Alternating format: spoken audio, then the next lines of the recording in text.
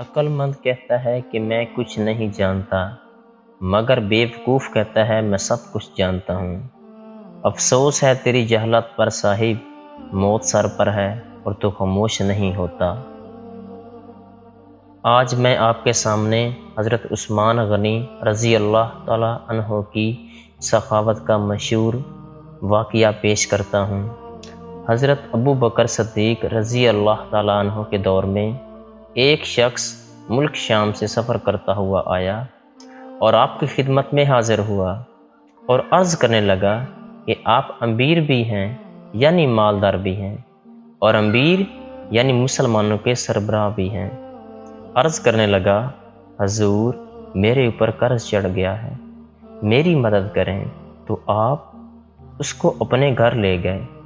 شخص کہتا ہے کہ باہر سے دروازہ بہت خوبصورت تھا، لیکن گھر پر ایک چارپائی بھی نہ تھی۔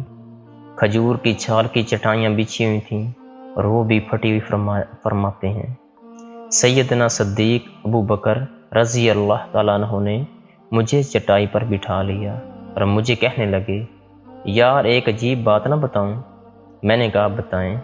تو عرض کرنے لگے، 3 دن سے میں نے ایک اناج کا دانہ بھی نہیں کھایا، کھجور پر گزارا کر لیتا ہوں۔ آج کل میرے حالات کچھ ٹھیک نہیں ہیں۔ تو شخص کہنے لگا، حضور میں اب پھر کیا کروں؟ میں تو بہت دور سے امید لے کر آیا تھا۔ تو فرمانے لگے، تو عثمان غنی کے پاس جا۔ شخص کہنے لگا، مجھے تو بہت سارے پیسے چاہیے ہیں۔ تو آپ نے فرمایا، تیری سوچ وہاں ختم ہوتی ہے جہاں سے عثمان کی سخاوت شروع ہوتی ہے۔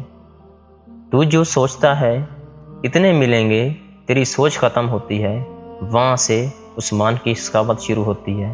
سبحان اللہ، تو جا ان کے پاس۔ شخص کہنے لگا، آپ کا نام لوں کہ مجھے امیر المومنین نے بھیجا ہے؟ تو فرمانے لگے، اس کی ضرورت ہی نہیں پڑے گی، صرف اتنا بتانا کہ میں مقروض ہوں اور رسول صلی اللہ علیہ وآلہ وسلم کا نوکر ہوں۔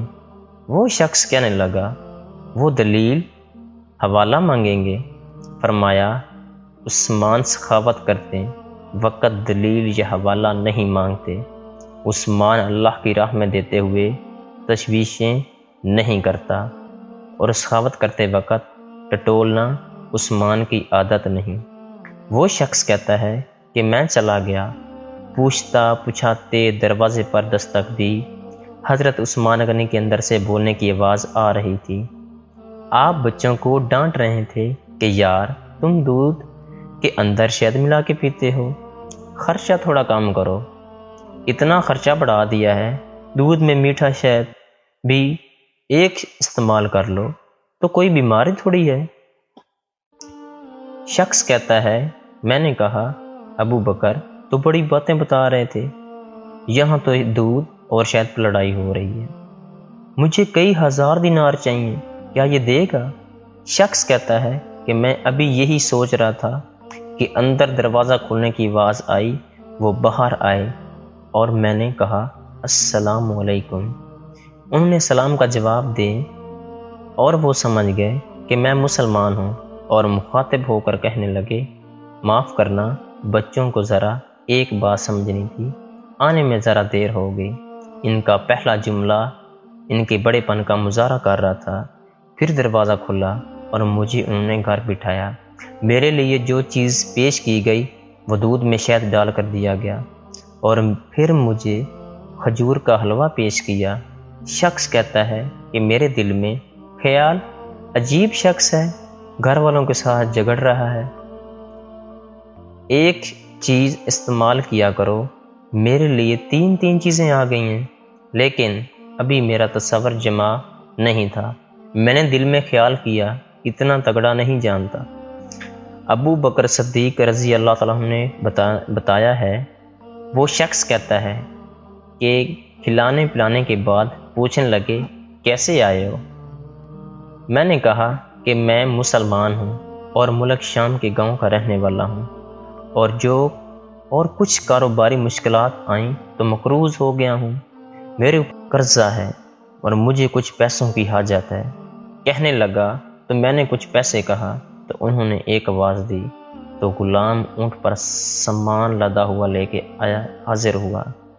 شخص کہتا ہے کہ مجھے 3000 اشرفیاں چاہیے۔ ابھی میں نے بتایا نہیں تھا کہ حضرت عثمان غنی رضی اللہ تعالیٰ عنہ کہنے لگے کہ اس اونٹ پر تیرے لیے، تیرے گھر والوں کے لیے میں نے کپڑے اور کھانے پینے کا سامان اور 6000 اشرفیاں رکھوا دی ہیں، اور تو پیدل آیا تھا، اب اونٹ لے کر جانا۔ شخص کہنے لگا، میں نے فوراً سے کہا، حضور یہ اونٹ انہیں واپس کرنے کون آئے گا؟ حضرت عثمان فرمانے لگے، واپس کرنے کے لیے نہیں دیا، یہ تحفہ ہے، تو لے جا۔ شخص کہتا ہے کہ میں نے کہا، کہاں سے چلا تھا؟ ڈھونڈتا ہوا آیا اور پھر مدینے میں۔ شخص کہتا ہے کہ میں کہاں سے چلا تھا؟ ڈھونڈتا ہوا اور پھر مدینے میں آیا، اور جب میں مدینے میں آیا تو اللہ نے مجھے جولی بھر کے عطا فرمایا۔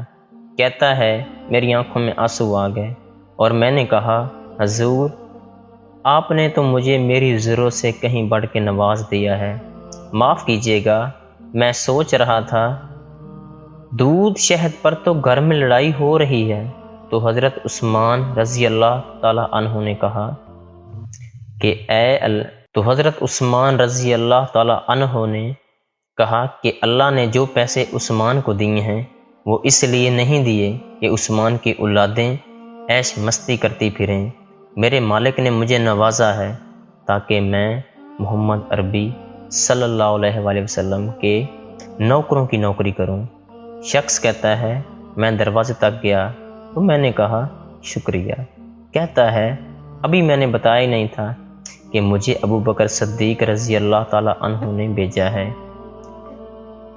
کہ آپ فرمانے لگے شکریہ ابو بکر صدیق رضی اللہ تعالیٰ عنہ کا ادا کرنا جس نے مجھے یہ رستہ دکھایا ہے۔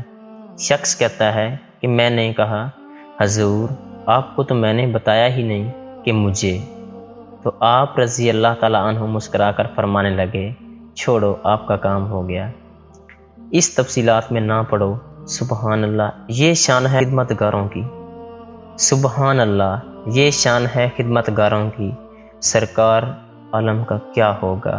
سبحان اللہ۔ یہ کہانی تھی حضرت عثمان غنی کی۔ سلام ہے ان کی سخاوت کو، سلام ہے ان کے غنی ہونے کو، جنہوں نے اپنی اولاد کے لیے نہیں، حضرت محمد صلی اللہ علیہ وآلہ وسلم کے دین کو بچانے کے لیے کام کیا۔ انہوں نے اس دنیا کے لیے نہیں بلکہ اپنی آخرت کو سنوارا۔ انہوں نے اپنے خاندان، اپنی فیملی، اپنے رشتہ داروں کے لیے نہیں بلکہ دین اسلام کو بچانے کے لیے کام کیے۔ لیکن آج کا مسلمان یہ نہیں سوچتا، ہم نہیں سوچتے، کوئی نہیں سوچتا، دنیا داری میں پڑ گئے انسان۔ سلام ہے ان کی عظمت کو۔ اگر میری آپ کو ویڈیو اچھی لگے لائک کریں، چینل کو سبسکرائب کریں، کمنٹ پاس کریں، اور ہمیں کس طرح کی ویڈیو بنانی چاہیے۔